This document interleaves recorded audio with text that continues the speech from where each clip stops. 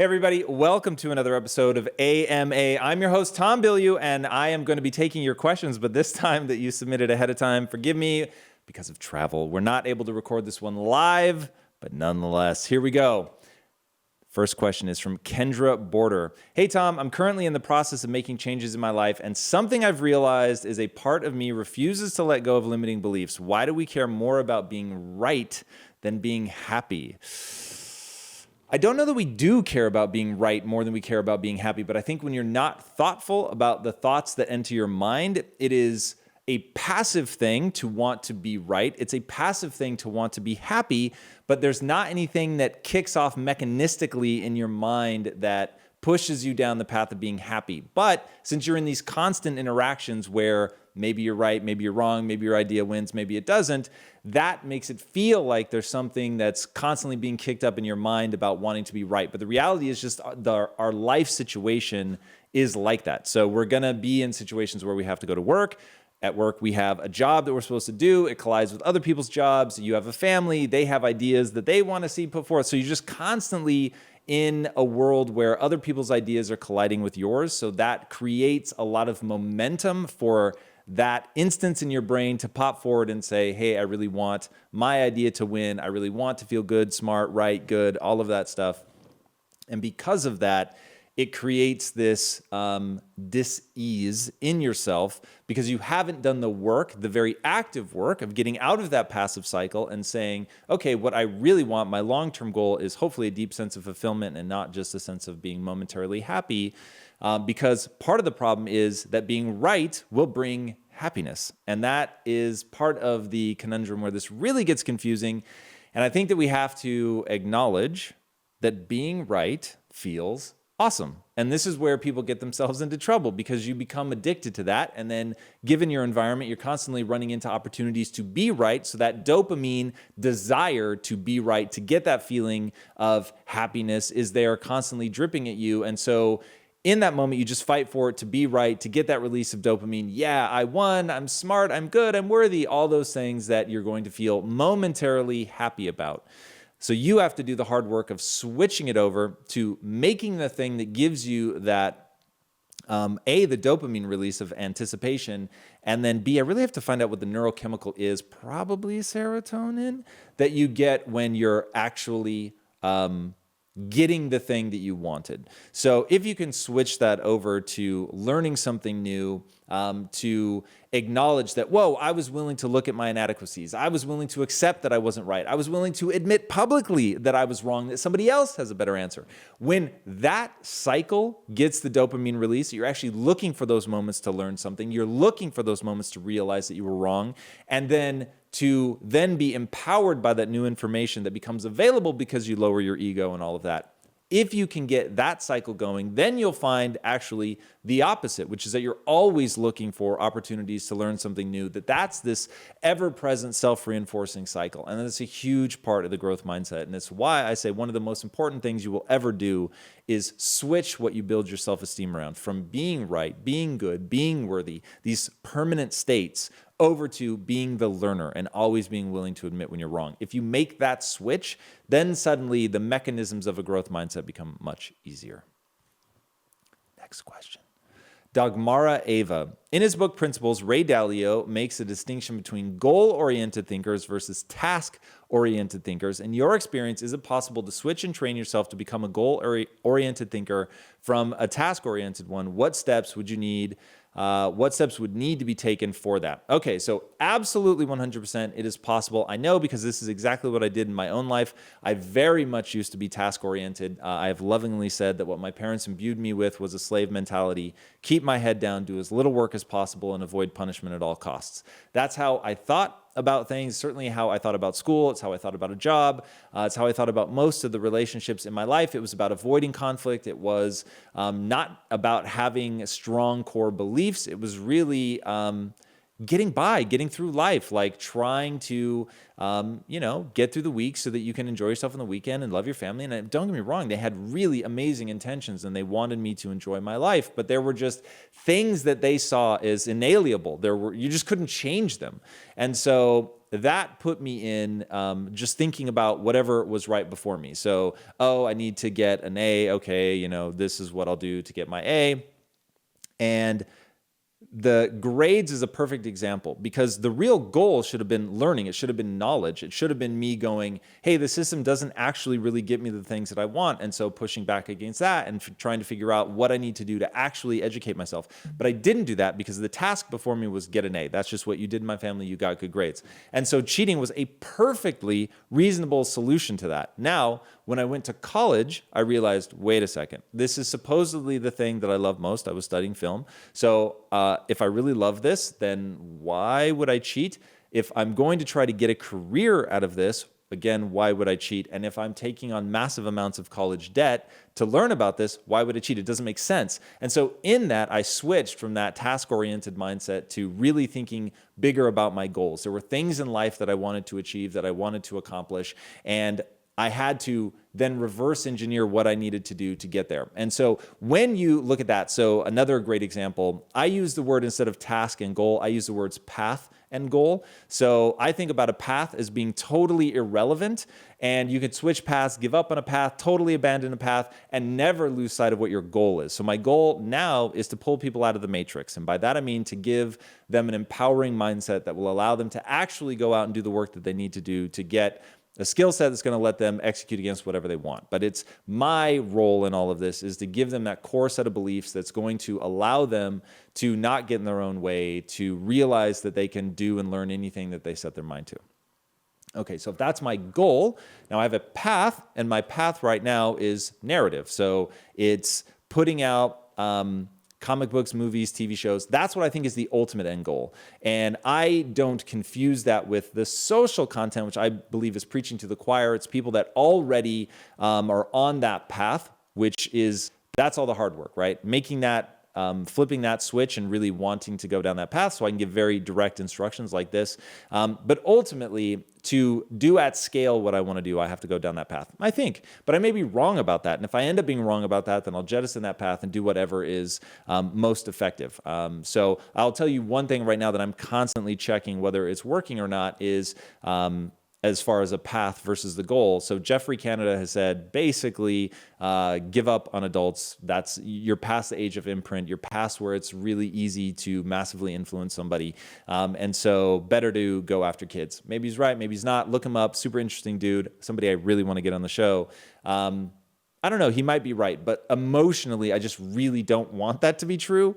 So I am going down the path of first adults and then kids, and we've already got some projects that we're beginning to incubate that are aimed at kids. But so anyway, that's the difference. You absolutely can train yourself to do that, and it really boils down to having a goal. And I think this is where most people fall down. They don't actually have a goal. And so doing the tasks before you become very easy. And this is actually one of the things that drives me crazy about my wife, who spends a lot of time cleaning. Now, cleaning is a task, and I get that it gives her a momentary sense of happiness, but it's this never-ending cycle of you're going to have to clean again. And so making that a priority in your life as if it were a goal, to me, is to misunderstand the difference between a task and a goal. So it's about what do you want most, what's worth fighting for, what's worth dying for. Like once you've got that in your mind, then you can begin to switch yourself out of task-oriented thinking. And this really comes down to write it down. This is my goal in terms of the very concrete steps you want. Write it down. This is my goal. What are the steps that you need in order to reach your goal? Those are your tasks. As you're doing your tasks, you have to be asking, are they actually serving my goal or not? Yes or no. And if they're not, jettison them immediately. Stop doing a task midstream if it's not serving your goal once you realize that. Once you get good at that process of identifying whether or not it's actually taking you towards your goal, and break that weird emotional relationship people have with tasks, the desire to check things off a list, the desire to, get things done and feel that micro level of productivity. And I get that, and that is powerful when it's serving your goal, but everything has to come back to that, and you've got to be ruthless about whether or not it's actually serving your goal. Okay, next up, Cody Dalkey. Could you explore what it's like to lose passion for something you were once passionate for and how you come to terms with choosing a new passion over an old one? Think about whether or not I've actually ever lost passion. I've definitely redirected my focus, and over time, that flame then burns out. So, wow, it's really not my experience that it happens quite like that. So here is how I actually have experienced the world. So passions are created, they are not innate. It's not something that's born within you. I've walked people through how I developed my passion for film before. I've walked people how I developed my passion for the body and helping people with nutrition. So I won't belabor that point now, but just know that it is something that you create. It starts with an area of interest. You engage with that interest. It either gets more interesting to you, which I'll call a fascination, or it doesn't. If it doesn't, move on to something else. Find another area of interest, engage with it, and see if it grows in interest. And the easiest way to understand that is as you engage with it, as you spend more time with it, is it giving you more energy than it takes? So if it gives you more energy and you feel alive and you look forward to it and you want to do it, that's a very good sign that this is something that's leading towards a real fascination. Now, in the book So Good They Can't Ignore You, Cal Newport really differentiates between the classical view of a passion, which is like, I was born with it and I'm on fire and it's just naturally amazing, and what I think is actually a passion, which is the act of gaining mastery takes a deep fascination and turns it into a passion. But I think, like love is a reciprocal relationship, and you're not actually in love if there's no reciprocity. I don't think you actually have a passion unless you're gaining mastery in it and you're able to alter the world in some way through that, whether it's a musical creation, whether it's becoming an incredible teacher and you know that you're impacting people's lives. Whatever it is, your skill set actually allows you to serve other people. And that emotional resonance of going, wow, I worked really hard for this skill set. I am actually good at this thing. And being good at this thing actually allows me to manifest that in some way that is tangible in the real world. So, for instance, I've spent a lot of time learning how to communicate. And learning how to communicate not only helped me build businesses, but it's also helped me build this amazing community. And every time someone stops me when they see me, which by the way, I love, so if you ever see me out and about, come up and say hello. That's incredibly meaningful to me. And when people tell me that the content has somehow impacted their lives, it's made them start down a path of really gaining mastery or changing their mindset or whatever it is, that it's impacted them in some way. That for me is when I realized, whoa, like this skill set, which I have worked inordinately hard to get good at, it actually has real world implications. Like right now, it is all too easy for me to get lost and to feel like this is just me staring into the dead eye of a camera lens. But what I work really hard on is thinking about the person on the other side of that lens. And that's the juice. That to me is a real passion. So when you've taken the time to build that up, even though over time you may begin to focus on something else and that may begin to diminish, I find that the things that survived that, it started as an interest, I engaged with it, it became a fascination, I went down the path of actually gaining mastery, it embeds itself so deeply that it may go dormant, but it's like those flowers that rebloom every spring, right? And you don't do anything, I forget what those are called, but you don't do anything. There's a bulb, a seed that lies underground, and every year, like clockwork, it springs back up, and then it dies in the fall, but then it springs back up in the spring. It's really pretty incredible, and I think that's what passion is like, not interest, passion. Once you've taken the time, that thing is there, and so I went on almost 15 years of not feeding into my passion for movie, TV shows. I used to watch 7 films a week. That's harder than it sounds. To watch an entire film every day, day after day, month after month is really, really difficult. And in doing that, it like was just all consuming in my life. And it was beautiful and one of the most amazing things in my life. And then I went through this desert of becoming an entrepreneur and really developing a skill set. And in that time, I didn't watch movies much. I won't say that I never did, but if I was doing 7 a week, I dropped down to like maybe less than half of a movie a week. So I mean, it's just dramatic reduction. Same thing with reading. I wasn't reading any nonfiction whatsoever. Then I started reading fiction. I wasn't reading fiction. And I started reading fiction once a year, and that was like a big spender for me.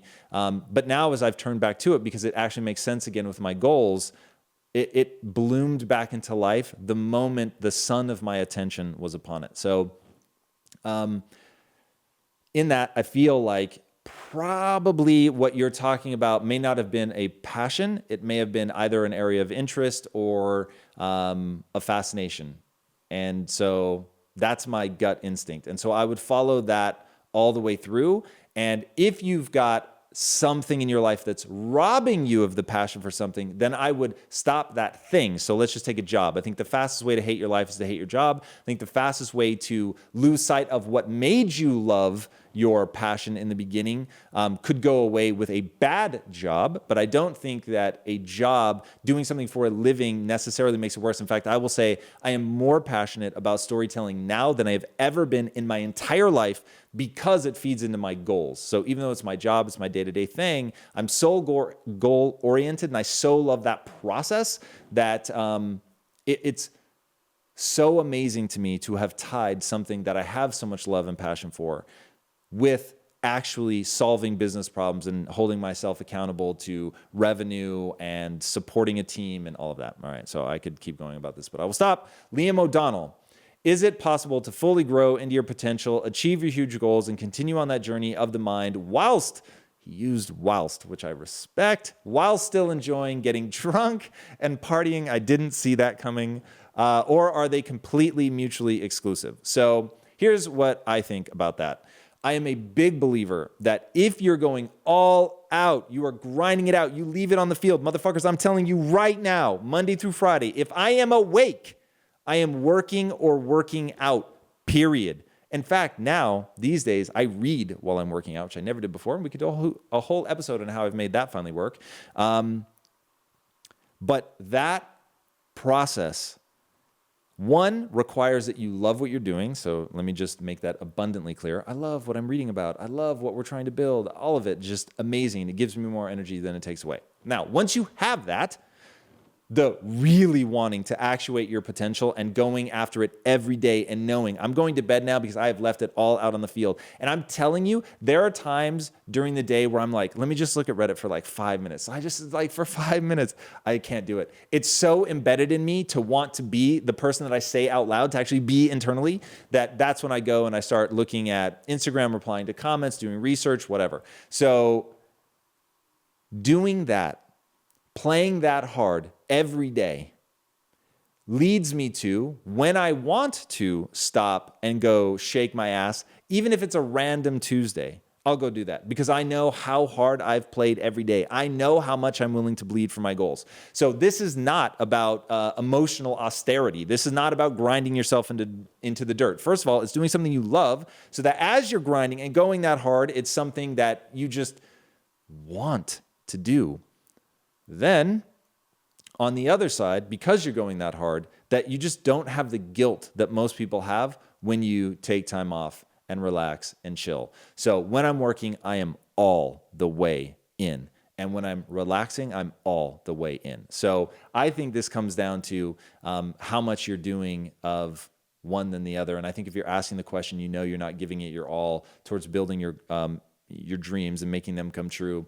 And I would say focus there, figure out why not. Why are you not putting all of your time and energy into that? And then also remembering that there's no moral obligation to live your life like that at full tilt, going all out. And that is absolutely fine to have balance in your life. I'm not the balance guy, so my advice is never going to sound like it's going to achieve balance because it absolutely will not.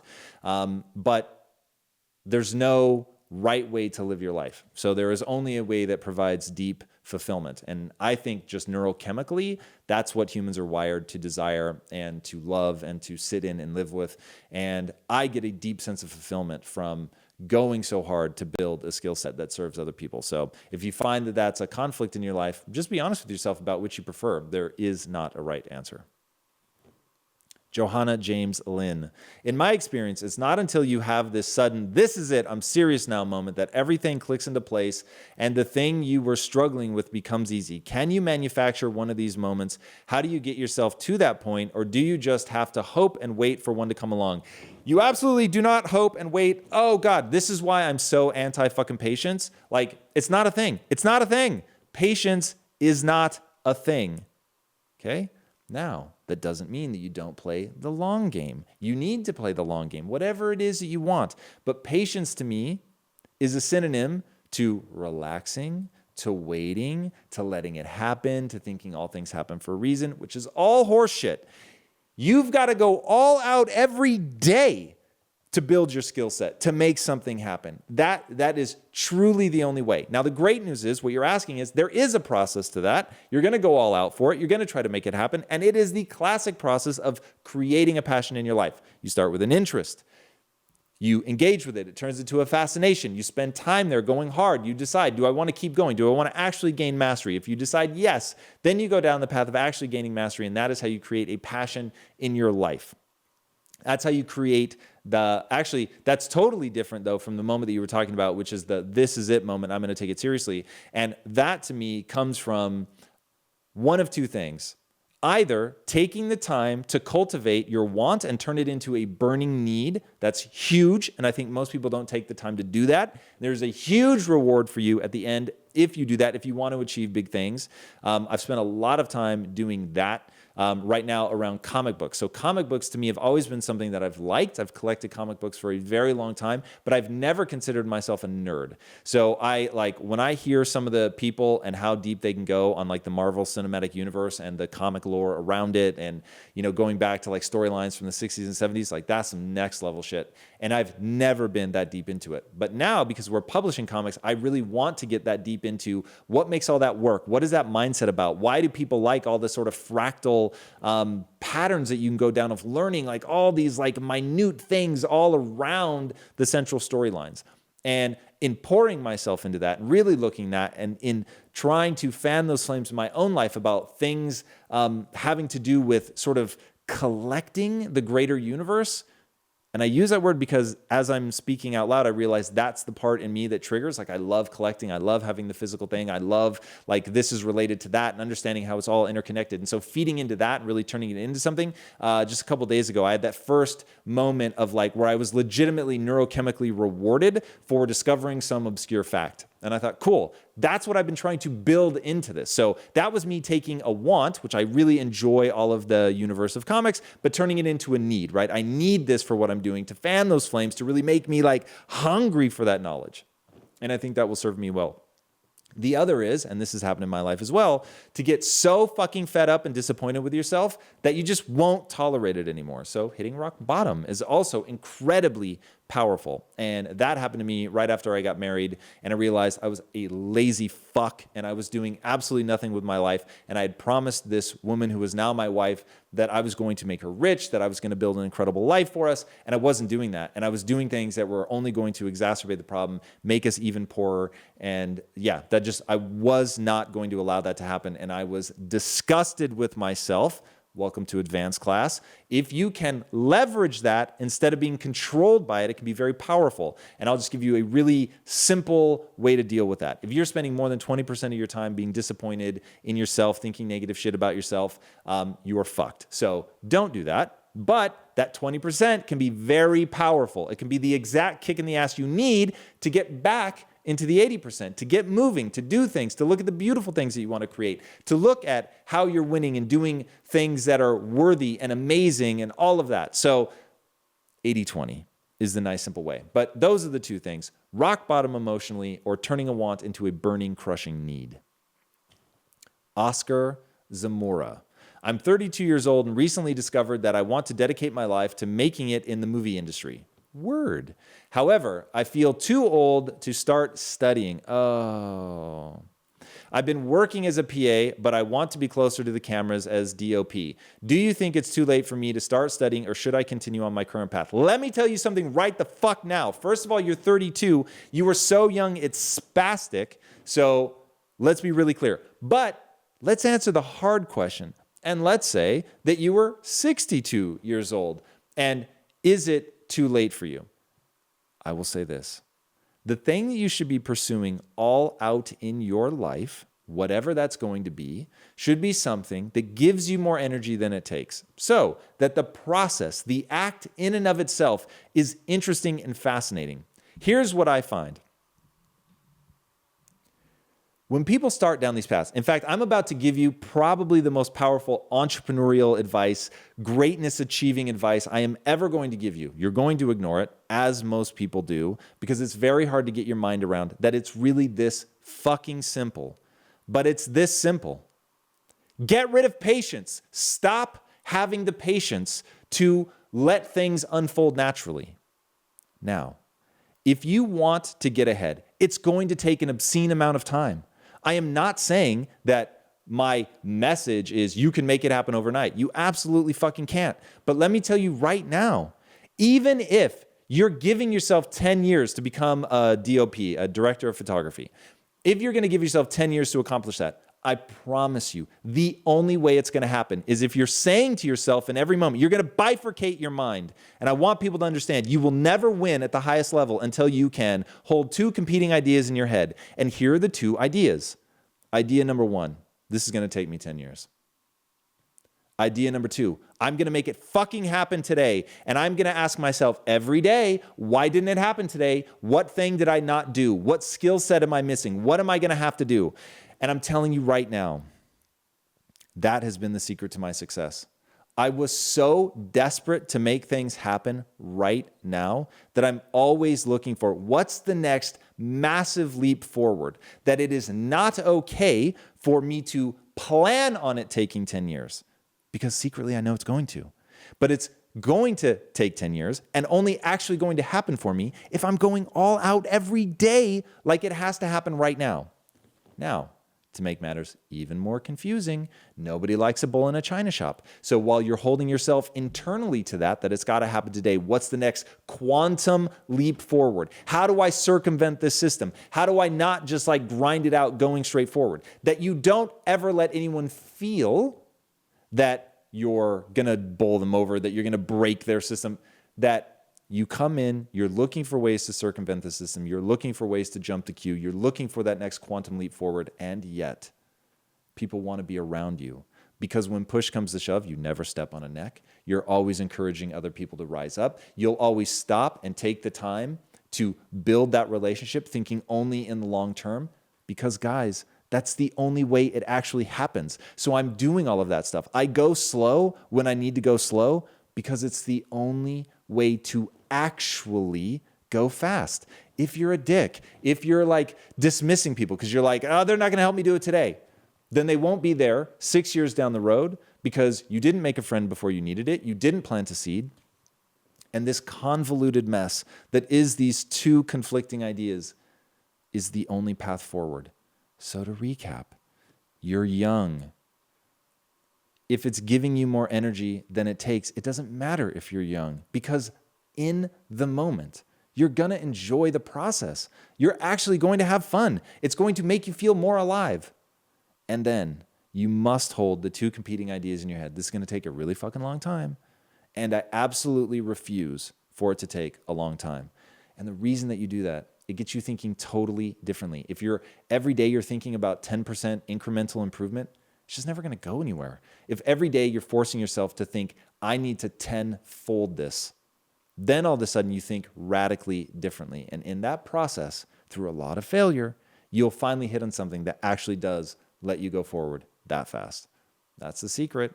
And if I could explain it really well, I like to think that it would be this major breakthrough for people, but I don't explain this very well. But it is maybe not the most powerful thing any human needs to learn, but it's certainly the most powerful thing any entrepreneur needs to learn. That's just the fucking truth. All right. Shannon Yukub. I am in the process of leaving medical school to pursue my dream of being a travel videographer. I grew up in an environment where every single one of my friends and family finished school to work in traditional safe jobs. As excited as I am, I'm equally terrified to go down this path and can feel the self-doubt already. How can I maneuver through this? All right. We just did an interview with an incredible man named Kevin Kelly. It's going to be coming out probably 3 or 4 weeks. The honest answer is watch this guy's episode of Impact Theory. It is unbelievable. So first of all, he ends up becoming one of the most influential people in technology, is successful by every measure you can imagine. He's the founder of Wired Magazine, just an incredible, incredible human being. But he dropped out of college in the 60s to go wander Asia, which was just coming out of the ancient times, to be a photographer. And he said, I just didn't overvalue success. Like, that was his thing. I loved photography. I wanted to go find myself. And he has this concept of don't try to optimize. Oh, wow, we're really way later than expected.